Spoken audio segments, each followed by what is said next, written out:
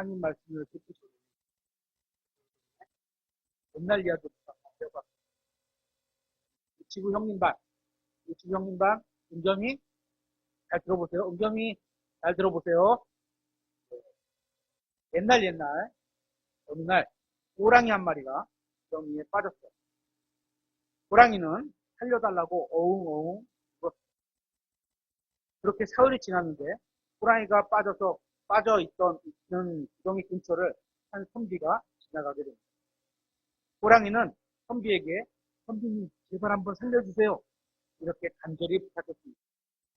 선비는 그 호랑이가 죽는 걸 가엾게 여기고 주변에 있던 긴 콩나물을 이용해서 호랑이를 꺼내주었습니다. 하지만 호랑이는 구덩이에서 나오자마자 자신을 살려준 선비를 잡아먹으려고 달려듭니다. 호랑이는 자기가 죽을 뻔했던 게 모두 사람들이 파놓은 구덩이 때문이라고 하며 선비를 잡아먹으려고 했던 겁니다. 그래서 깜짝 놀란 선비는 호랑이에게 너는 은혜도 모르냐? 이렇게 말했습니다. 이때 마침 토끼가 그 옆을 지나갑니다. 선비는 얼른 호랑이에게 저기 저 토끼에게 물어봐서 누가 잘못하고 있는 건지 한번 알아보자 이렇게 말합니다. 그래서 토끼가 이제 얘기를 듣습니다. 토끼는 선비의 말도 듣고 호랑이의 말을 다 듣고는 토끼가 이렇게 말합니다. 선비님, 긴 콩나무가 어디에 있었죠? 원래대로 한번 갖다 놔보세요. 선비는 토끼의 말대로 긴 콩나무를 구덩이에서 꺼냅니다. 그리고 토끼는 호랑이에게 호랑이님, 이 구덩이가 진짜 사람이 판 게 맞나요? 제가 그 구덩이를 한번 봐도 될까요? 그러면서 토끼는 호랑이에게 어떻게 있으셨다고요? 이렇게 말했습니다. 호랑이는 구덩이가 있는 곳을 가리키며 그래 내가 정말 이 구덩이에 빠져 있었다니까 하며 성질 급한 호랑이는 냉큼 구덩이 안으로 들어갑니다. 이제 토끼는 말합니다. 아 그런 거였군요. 이제 됐습니다. 그러니 선비님은 이제 원래 가던 길을 하시면 됩니다. 토끼가 이렇게 말합니다. 이 이야기에서 은겸이는 호랑이를 통해서 뭘 배울 수 있을까요? 너무 어렵나요, 이게? 아직 어려워요? 어렵죠. 은국이는 뭘 배울 수 있을까요? 잘 모르겠어요. 네. 은혜를 모르는 호랑이는 죽어도 마땅하다는 겁니다. 우리 이서부화에서 그런 얘기가 있고 거의 다 내용을 하는 겁니다. 오늘 전하려는 하나님의 말씀도 이와 비슷합니다. 오늘 설교 말씀을 한번 잘 들어보시기 바랍니다. 우리 교회는 2022년에 예배당을 이곳으로 이사와서 로마서를 강해식으로 공부했습니다. 그 개략의 내용은 이렇습니다. 로마서 1장부터 5장까지는 복음을 다루고 있는데 그 중에 1장부터 3장까지는 주로 사람이 왜 죄인인지에 대해서 말씀하고 있고 4장과 5장은 복음에 대해서 이야기를 하고 있습니다. 그런데 이 이야기를 하면서 아브라함과 다윗의 이야기라는 다윗의 구약의 대표적인 인물을 예로 듭니다. 유대인들에게 있어서 아브라함과 다윗의 이야기라는 것은 어떤 면에서는 표준이라고 볼 수 있습니다. 그래서 로마서는 아브라함과 다윗의 얘기를 들으면서 이것 봐라. 구약시대에도 하나님 앞에서 의롭게 될 수 있는 사람들이 있었고 이들이 구원받은 것은 믿음과 은혜로 받은 것이다. 또한 지금도 마찬가지로 신의와 구원은 믿음과 은혜로 받는 것이다. 이런 이야기를 하고 있습니다. 그리고 6장부터 8장에는 구원받은 우리가 어떻게 살아야 되는지에 대해서 설명하고 있고 9장부터 11장에는 하나님의 계획 안에서 교회사가 시작되는데 그렇다면 이스라엘 민족의 운명은 어떻게 되는지에 대한 답변으로 이들은 구약 예언대로 민족적으로 다시 회복될 것을 설명하고 있습니다. 그리고 신약 시대로 들어오면서 정륜이 바뀌면서 유대인이건 이방인이건 누구든지 각 사람이 죽기 전에 개인적으로 예수님을 믿으면 그는 그리스도의 몸 안으로 들어오게 되고 그래서 하나님의 자녀로서 영원히 살아가게 되며 그렇게 각 개인은 구원으로 운명을 바꿀 수 있다는 복음을 쭉 설명하고 있습니다. 마지막으로 12장부터 16장은 그리스도의 삶에 대한 이야기로 마무리합니다. 이 내용 기억나십니까? 잘 안 나시면 저희 교회 네이버 카페에 오셔서 로마서 강의를 들어보시면 됩니다. 그 중에 오늘은 로마서 12장 1절 한 절 말씀을 가지고 그 은혜로 말미암은 헌신이라는 제목으로 하나님의 말씀을 살펴보려고 합니다. 찾아보겠습니다. 로마서 12장 1절입니다. 다 같이 한 목소리를 읽겠습니다. 시작. 그러므로 형제들아, 내가 하나님의 긍휼을 힘입어 너희에게 간청하노니 너희는 너희 몸을 거룩하고 하나님께서 받으실 만한 살아있는 희생물로 드리라. 그것이 너희의 합당한 섬김이니라. 하나님께서는 모든 사람을 구원으로 부르셨습니다. 맞나요? 그리고 하나님께서는 구원받은 모든 사람을 헌신으로 부르셨습니다. 이것도 맞나요? 구원받으면 이제 끝이다. 그렇게 말씀하신 게 아니라 구원은 새로운 인생의 시작이고 이때부터 해야 할 것이 있는데 그것이 바로 헌신인 겁니다. 그러니까 헌신은 꼭 있어야 하는 필수 과목인 겁니다. 왜 그런지 아세요? 구원받은 사람에게 헌신이 없으면 그 구원은 부끄러운 구원이 되기 때문입니다. 로마서 1장 16절에 이렇게 말씀하시죠. 내가 그리스도의 복음을 부끄러워하지 아니하노니. 여러분 중에 혹시 그리스도의 복음을 부끄러워하는 분, 부끄러우면 못 전하죠. 그리고 저희 교회에서 이제 전도지만 주는데 우리는 다른 데서는 사탕 주고 물티슈도 주고 뭐 그런 거 나쁘다고 생각하지 않습니다. 근데 얼마나 값어치가 없으면 사탕 보고서 받아서 가게 이렇게 만드냐 이렇게 생각이 드는데 그걸 탓하고자 하는 생각은 없습니다. 그리스도의 복음을 부끄러워하지 아니하노니 이는 그 복음이 믿는 모든 자에게 구원을 주시는 하나님의 권능이기 때문이다. 당연히 여러분은 복음을 부끄러워하지 않으실 겁니다. 그래서 복음으로 사는 헌신이 없으면 결코 신앙생활이 성장할 수 없는 겁니다. 우리가 구원받은 것은 내 안에서 나를 주관하시는 왕좌에 앉아있던 마귀를 내쫓습니다. 이 말은 우리가 구원받기 전에는 마귀를 신으로 섬기며 살아왔다는 겁니다. 물론 우리 자신이 앉아있긴 했지만 우리가 항상 마귀의 명령에 순종했기 때문에 마귀에게 우리 안에서 통치하게 했던 겁니다.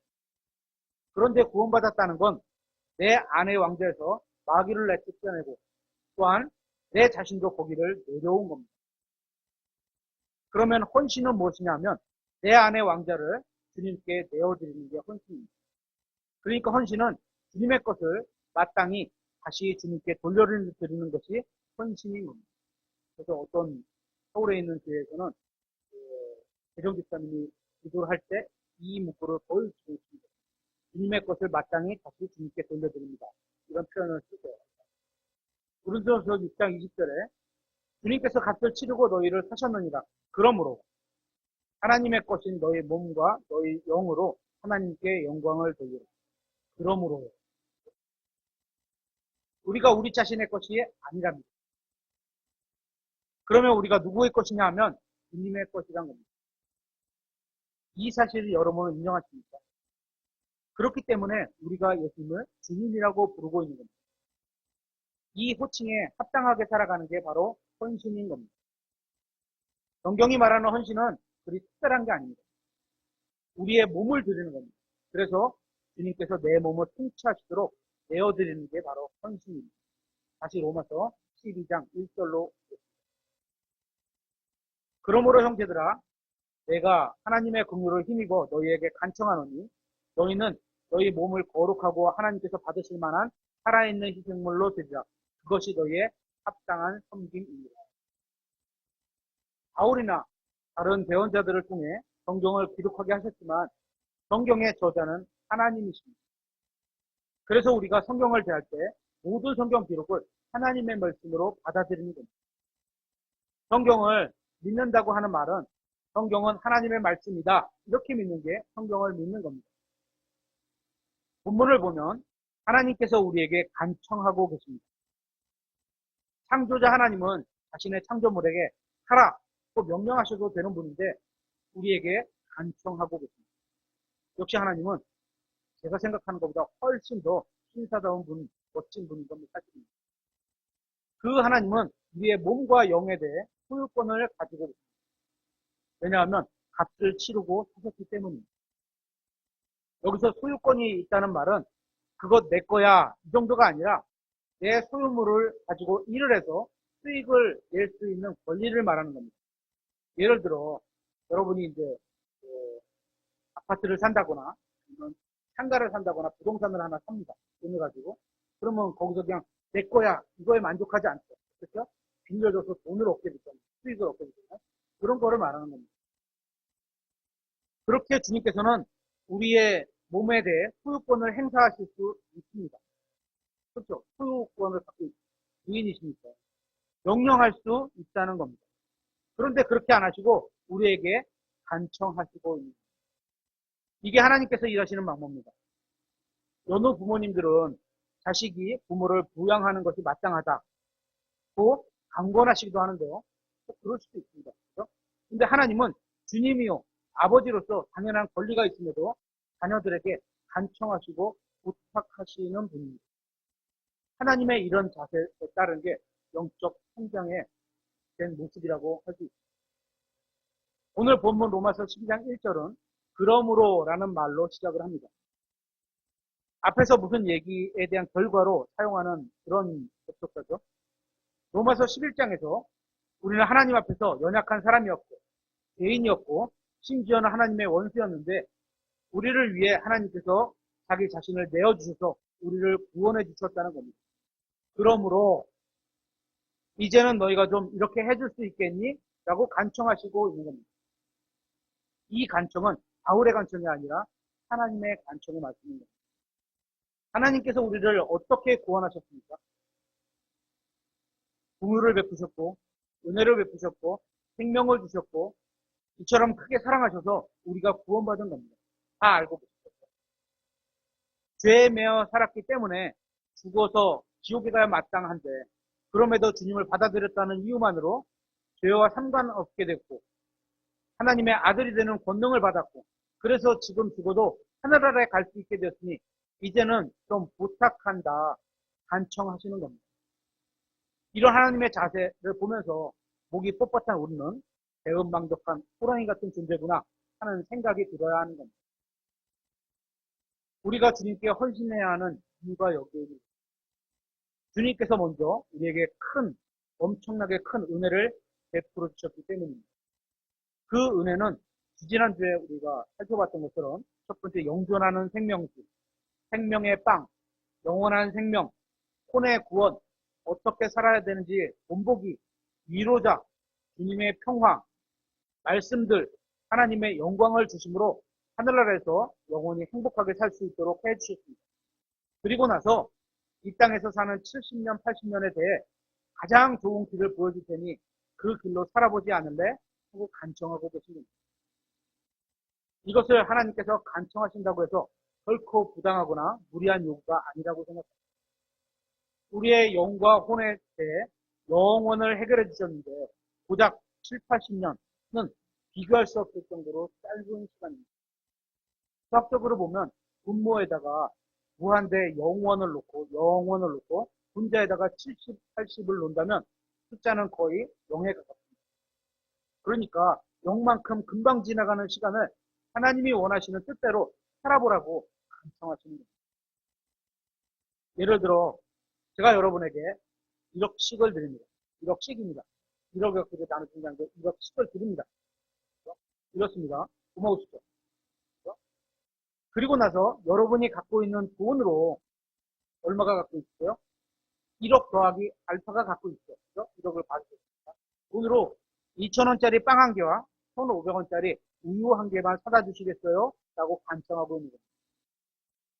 그런 후에 나머지 돈은 여러분이 다 가지시면 됩니다. 라고 한다면 이와 같은 제 말이 이상하다고 여기십니다. 혹시 여기에 1억 안 받으실 분이 계신가요? 아마도 10번이라도 받고 그때마다 빵과 우유를 사다 주실 거예요. 그렇죠. 이것이 12장 1절이 말하는 그러므로 라는 의미입니다. 이와 마찬가지로 하나님께서 우리에게 베푸신 은혜로 훨씬 더 큰 선물을 이미 주셨는데 작은 것으로 헌신하라고 간청하시는 하나님. 이분이 우리의 하나님이십니다.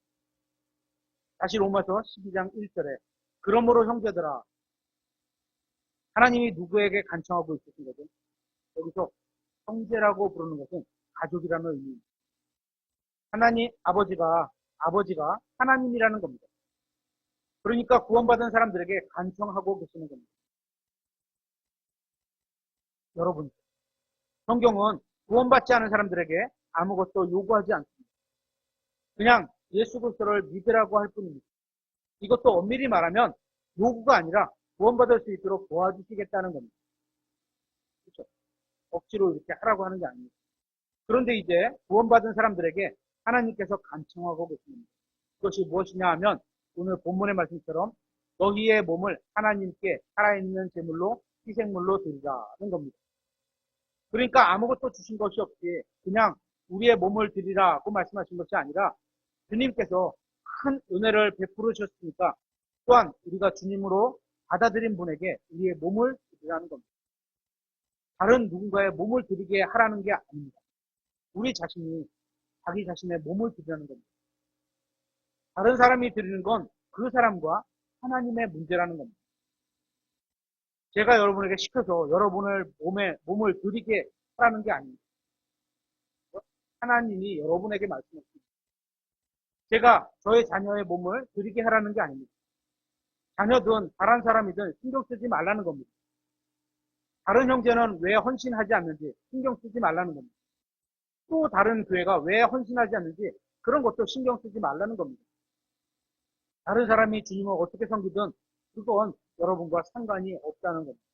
그러면서 성경은 하늘의 밀이 떨어지고 썩어서 싹이 나면 열매를 맺을 수 있다고 합니다. 여기서 말하는 하늘의 밀, 이걸 다른 데서 찾지 말고 우리 각자가 그렇게 살라는 겁니다. 하나님께서 관심을 갖고 계신 게 무엇인지 아시겠죠? 다른 사람의 헌신이 아닌 여러분 자신의 헌신을 하라는 겁니다. 주님께서는 우리에게 필요한 모든 것을 주셨습니다. 지금 내가 갖고 있지 않은 건 지금 내게 꼭 필요하지 않기 때문에 주시지 않은 겁니다. 한번 생각해 보세요. 먼저 지금 여러분이 주님으로부터 받은 걸 생각해 보세요. 이미 받아준 거를 생각해 보세요.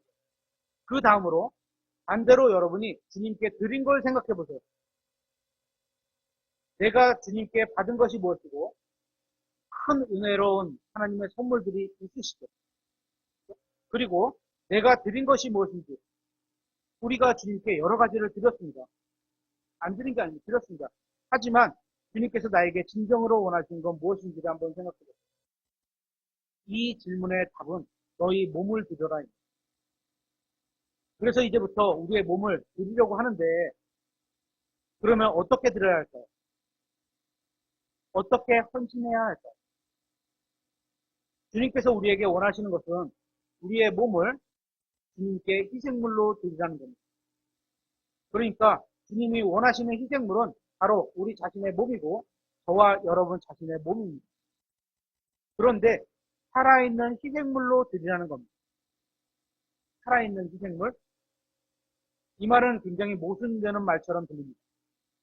구약 성경을 보면 희생물들은 다 죽여서 드렸습니다.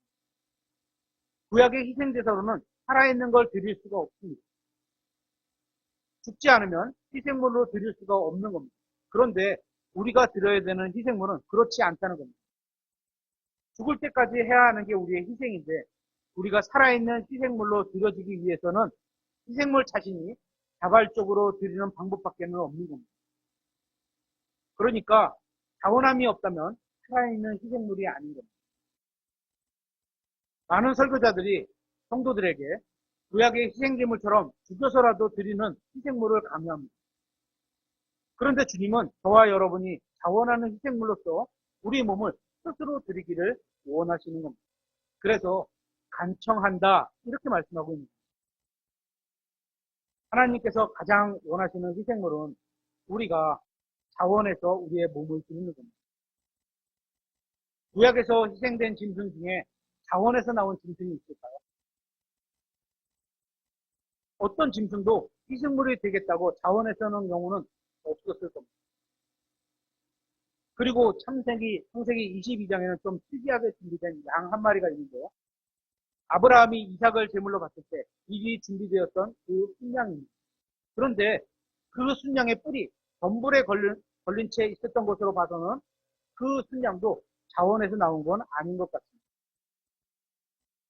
자원에서 나왔으면 거론할 필요가 없어요. 거기 그냥 죽기를 기다리고 있어요. 제가 구원받은 지 이제 26년이 되어 가는데, 제가 구원받은 후 책을 통해서 멋지게 죽는 믿음의 선배들 이야기를 읽을 때면, 그래, 나도 주님을 위해서 멋지게 죽으면 좋겠다. 이런 생각을 했습니다. 그런 마음이었습니다. 여러분도 그랬을 겁니다. 그런데 성경이 우리에게 요구하고 있는 것은 주님을 위해 멋지게 죽는 게 아니라 주님을 위해 멋지게 사는 걸 요구하고 있는 겁니다. 둘 중에 어떤 게 더 어려울까요? 둘 다 어렵지만 저는 주님을 위해 사는 게 더 어려운 것 같습니다. 살아가면서 주님을 향해 희생하는 게 바로 살아있는 희생물인 겁니다. 주님을 위해 거룩하고 하나님께서 받으실 만한 생활을 하라는 겁니다. 그런 인생이 되라는 겁니다. 이것이 바로 성경이 말씀하시는 우리의 몸을 바치라는 말씀입니다. 그 몸을 자원해서 드리라는 겁니다. 하나님께서는 주님을 위해서 죽을 사람을 찾고 계신 게 아니라 주님을 위해서 살 사람을 찾고 계신 겁니다. 주님을 위해서 살아야 하는 게 바로 헌신이기 때문입니다. 하나님께서 받으실 만한 삶을 사는 게 헌신입니다. 그렇게 받으실 만한 삶은 어떤 삶이냐? 그냥 거룩한 삶입니다. 거룩한 삶을 사는 게 헌신입니다. 내 몸을 거룩한 상태로 주님께 내어드리는 겁니다. 다시 말하면 다른 누군가의 몸을 거룩하게 드리게 하라는 게 아니라 우리는 우리 자신의 몸을 거룩히 드려야 하는 겁니다. 1절에서 그리스도인이 나오는데요. 이 말은 이 땅에서 그리스도를 대신하는 사람을 부르는 호칭입니다. 이 세상 사람들은 예수님에 대해 궁금하면 성경을 읽지 않고 그리스도인들을 쳐다봅니다. 그렇기 때문에 우리에게 책임감이 있어야 하는 겁니다. 오늘날 성경이 모독당하고 주님께서 모독당하는 주된 이유가 성경의 내용 때문이 아니라 거룩하게 살지 않는 우리 그리스도인들 때문인 겁니다. 그만큼 우리가 어떤 삶을 사느냐가 중요한 문제입니다. 그리스도인이 거룩하지 않은 삶을 사는 걸 보고 욕한다는 것은 자기들은 거룩하지 않으면서 믿는 사람을 향해서는 더 높은 어떤 도덕적 기준의 잣대를 들이대고 있는 겁니다. 하지만 다 그렇게 합니다. 만약에 세상 사람들이 오직 우리를 통해서만 그리스도를 볼 수 있다고 가정해보세요. 하나님을 못 보죠. 그죠? 육신의 눈으로는 하나님을 볼 수 없습니다. 우리를 통해서 볼 수밖에 없는 거잖아요. 우리의 생활이 좋지 않으면 하나님의 왕국이나 그리스도가 욕을 먹게 됩니다. 그래서 착하게 살아야 하고, 그래서 신실하고 열심히 살아야 하는 겁니다. 직장 생활도 그래서 열심히 해야 되는 겁니다. 그래야 그리스도가 욕을 먹지 않습니다. 우리는 그리스도의 대사들입니다. 그래서 세상 사람들은 많은 경우 우리를 보면서 그리스도를 보고 싶어 합니다. 교회 다니는 사람들이 역시 다르네. 아유, 교회 다니는 사람 뭐 별거 아니네. 이런 말이 아니라. 예수님을 믿는 게 어떤 건지 보기 위해 우리를 볼 것이고 하나님의 마음을 보기 위해 우리의 마음을 보려고 합니다. 그러니까 아브라함의 하나님, 이삭의 하나님, 야곱의 하나님 이게 얼마나 위대한 호칭인지 아시죠? 아브라함이 어떤 삶을 살았어야 되고 여기다가 한번 각자의 이름을 넣었어요. 김원광의 하나님, 박시온의 하나님, 임국이의 하나님. 하나님이 부끄러워하실까요? 안 부끄러워하실까요? 그만큼 우리의 행동과 마음이 그리스도를 대신하고 있는 겁니다. 다른 말로 얘기하면 세상 사람들은 하나님을 보기 위해 기독교인들을 보고 있는 겁니다. 그런데 우리의 말과 행동이 서로 일치하지 않는다면 어떻게 되겠습니까? 우리의 그런 삶 때문에 하나님이 욕을 먹는 겁니다. 그러니까 하나님께서 욕 먹고 있는 이유는 하나님께서 욕을 먹고 있는 이유는 하나님을 믿지 않는 사람들 때문이 아니라 하나님을 믿는 사람들 특히 우리들 때문에 욕을 먹고 계신 겁니다. 또 우리의 삶이 어떻게 되는지 아는 거죠. 그리스도인이라는 호칭은 그리스도처럼 사는 사람을 말하는 겁니다. 다시 말하면 하나님의 아들답게 자원해서 희생하는 사람을 말하는 겁니다. 그러면 우리가 헌신하면 어떻게 되는지 한번 살펴보겠습니다. 첫 번째, 우리가 하나님의 뜻대로 헌신하면 주님께서 우리를 받아주신다는 것은 영어로 receive인데요. 이것은 예전 성경에서 영접한다 이렇게 번역했던 단어입니다. 우리가 복음을 전할 때 흔히 예수님을 받아들이지 않으면 누구라도 지옥에 가게 됩니다. 이렇게 전합니다. 그렇죠? 그래서 받아들여야 됩니다. 이런 표현을 쓰잖아요. 물론 이거 중요합니다. 하지만 더 중요한 건 내가 예수님을 받아들이는 것이 아니라 하나님께서 나를 받아주시는 게 훨씬 더 중요합니다. 받아달라고 때를 쓰는데 안 받아주시는 뜻이에요. 그죠? 여기에 모든 열쇠가 있습니다. 성경은 우리가 우리 몸을 자원해서 드리면 주님께서 받아주신다는 거예요. 우리의 몸을 자원해서 드리는 거예요. 우리가 하나님께 드리는 것과 하나님께서 우리를 받아주시는 것을 한번 비교해 보세요. 비교할 수도 없는 차이가 납니다. 그러니까 하나님께서 내가 드리는 걸 받아주신다? 이건 엄청난 겁니다. 우리가 우리 몸을 드리면 받아주시겠다는 겁니다. 예를 한번 들어보겠습니다. 제가 대통령님에게, 역대 대통령이든지 지금 대통령이든지 대통령님에게 제가 믿고 있는 한 권의 성경책을 선물해 드립니다. 그리고 얼마 지나지 않아서 TV를 보니까 대통령이 서재 안에서 그 성경책을 읽으시는 겁니다. TV를 통해서 보게 되는 거예요. 저라면 대단하다고 생각해서 캡처해두고 액자에 걸어두고 오는 사람마다 저 성경 내가 선물한 거야. 저 성경 내가 선물한 거야. 이렇게 말을 할 겁니다. 자랑할 겁니다. 얼마나 영광스럽겠습니까? 이처럼 우리가 우리 자신을 주님께 내어드리면 주님께서 받아주신다는 거예요. 두 번째, 우리가 우리 자신을 주님께 내드리면 주님께서는 우리를 사용하십니다. 성경에 의하면 성경은 하나님의 말씀입니다. 그런데 이 하나님의 말씀을 사랑하면 이 세상은 우리를 배척하기 시작합니다. 이것도 한번 잘 들어보세요. 세상이 우리를 배척한 게 언제냐 하면 우리가 구원받을 때가 아니라 우리가 하나님의 말씀을 사랑해서 우리 자신을 주님께 내어드리는 순간부터 우리를 배척하기 시작하는 겁니다. 여러분 중에 지금 성경 말씀에 대해 미지근한 태도를 갖고 있다면 그건 여러분이 세상으로부터 속고 있는 겁니다. 우리가 구원받았다고 할지라도 하나님의 뜻대로 살려 하지 않고 살아있는 희생물로 우리 자신을 주님께 내어드리지 않는다면 이 세상은 우리를 배척하지 않을 겁니다. 이것도 예를 들어보겠습니다. 서로 전쟁 중인 두 나라가 있습니다. 여기저기 전쟁을 하는 나라들이 있죠. 그러면 상대 국가의 군인 간에 국가가 다르면 서로 군인 간에는 서로 위협이 되어야 마땅합니다. 그죠? 죽이려고 해야 되겠죠. 그런데 상대방 군인인데도 나에게 전혀 위협이 되지 않는 겁니다. 그때가 언제냐 하면 상대방과 같은 편을 먹을 때입니다. 만약 우리가 마귀에게 전혀 위협이 되지 않는다면 우리가 하나님의 뜻대로 살고 있지 않고 있는 것이고 우리가 우리 자신을 주님께 내어드려서 주님께서 우리 안에서 역사하시지 않기 때문에 마귀는 우리를 전혀 두려워하지 않고 있는 같은 편으로 여기고 있는 거죠. 생각해 보세요. 마귀가 여러분을 두려워할까요? 두려워하지 않을 거예요. 왜죠? 우리가 주님의 군사로서 우리 자신을 주님께 내어드리지 않아서 주님께서 우리 안에서 역사하지 않기 때문입니다. 우리가 우리 자신의 몸을 전부 주님께 내어드릴 때 세상은 우리를 뭐라고 부르는지 아세요? 광신자, 예수에게 미친 사람 이렇게 말을 합니다. 여러분은 언제 구원받았습니까? 그리고 교회를 얼마나 다니고 계십니까? 또한 주님께 헌신하고 그래서 주님을 해야겠다고 생각했던 적이 언제였습니까?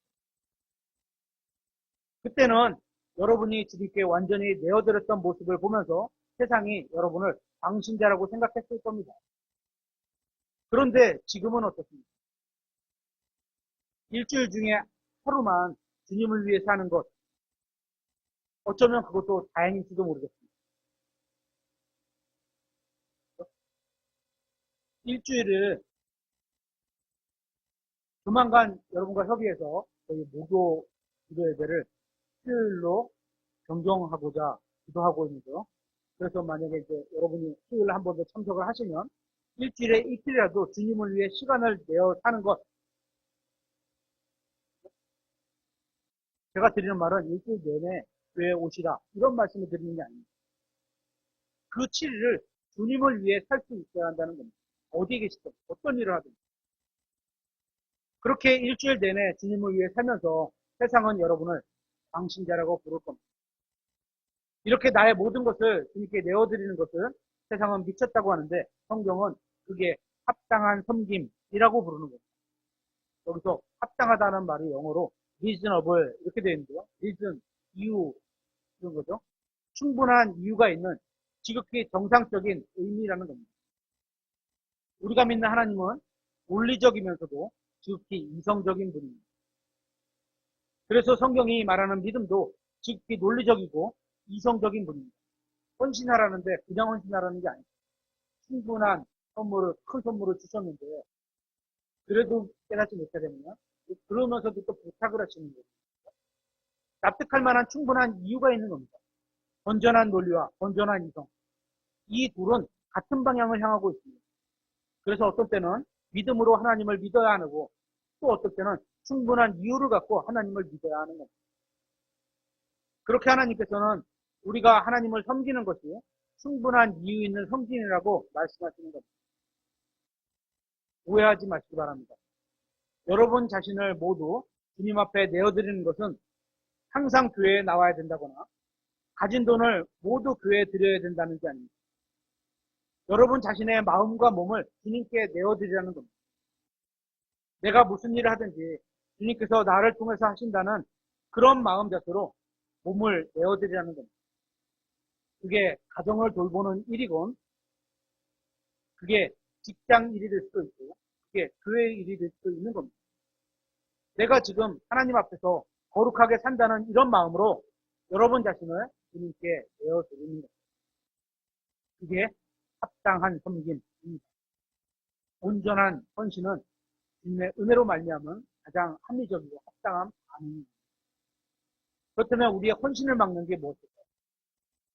헌신을 막는 요인이 여러 가지가 있겠지만 대표적인 게 말씀에 대한 불신과 주님에 대한 사랑이 없는 겁니다. 사랑이 식어진 겁니다.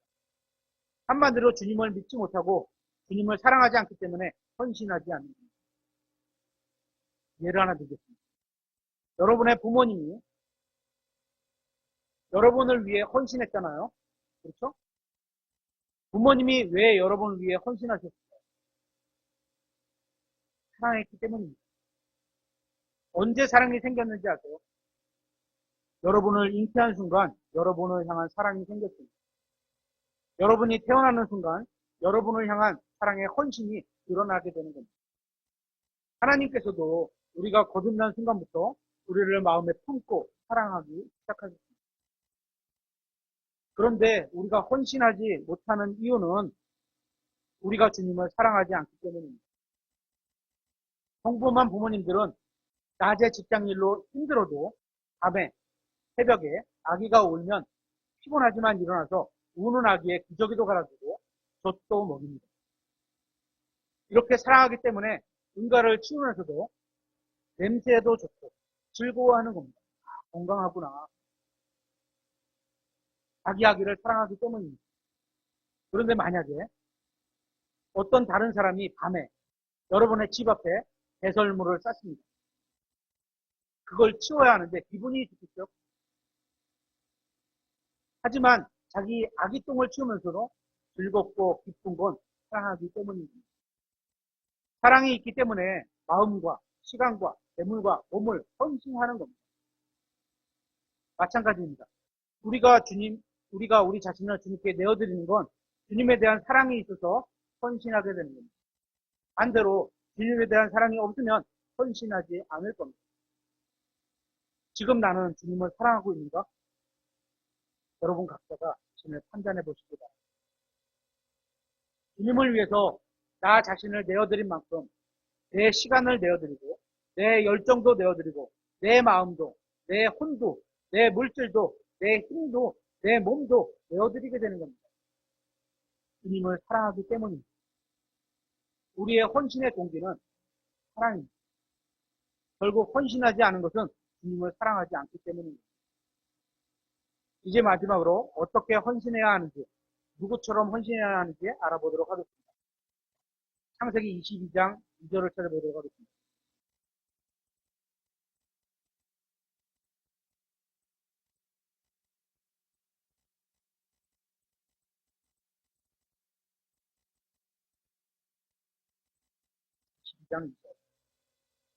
다 같이 한 목소리로 시작. 그분께서 이르시되 이제 너는 내 아들 곧 네가 사랑하는 내 유일한 아들 이삭을 데리고 모리아 땅으로 가서 거기서 내가 네게 일러줄 산들 중 하나에서 그를 번제 헌물로 드리라. 아브라함은 자기의 유일한 아들을 모리아 산에서 번제 헌물로 드려야만 했습니다. 이게 헌신입니다. 여기 모리아 땅이라는 지명이 나오는데요. 이 땅은 신약의 지명으로 말하면 갈보리와 같은 뜻입니다. 그러니까 하나님께서 모리아 땅과 갈보리에서 자기 아들을 내어주신 겁니다. 네가 사랑하는 내 유일한 아들을 내놓으라고 했습니다. 이게 하나님께서 아브라함에게 요구하신 헌신입니다. 이렇게 하나님께서 아브라함에게 요구하신 후에 아브라함의 반응을 아브라함은 이의를 제기하거나 무엇인가를 해야 할 시간을 달라거나 아내와 상의해야 된다.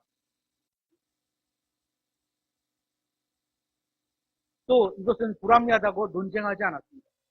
어쩌면 아들을 번제 헌물로 드리라는 이 말씀은 하나님의 속성과 어긋난다거나 우상 숭배자들이 하는 행위니까 불합리하다고 논쟁할 수도 있었을 텐데 그러지 않았습니다. 아브라함과 예수님의 순종의 특징을 요약하면 이렇습니다. 첫째는 자신의 생각대로가 아니라 하나님의 뜻대로 하는 순종이었습니다. 나는 아버지와 이런 관계가 예수님이 나는 아버지와 이런 관계가 되는 걸 원하지 않습니다. 그럼에도 아버지의 뜻이면 순종하겠습니다. 이런 말씀. 자신이 갖고 있는 유일한 것을 드러냈던 겁니다. 예수님은 원하지 않는다고 했지만 아버지께서 원하시면 하겠다고 했습니다. 이게 헌신입니다.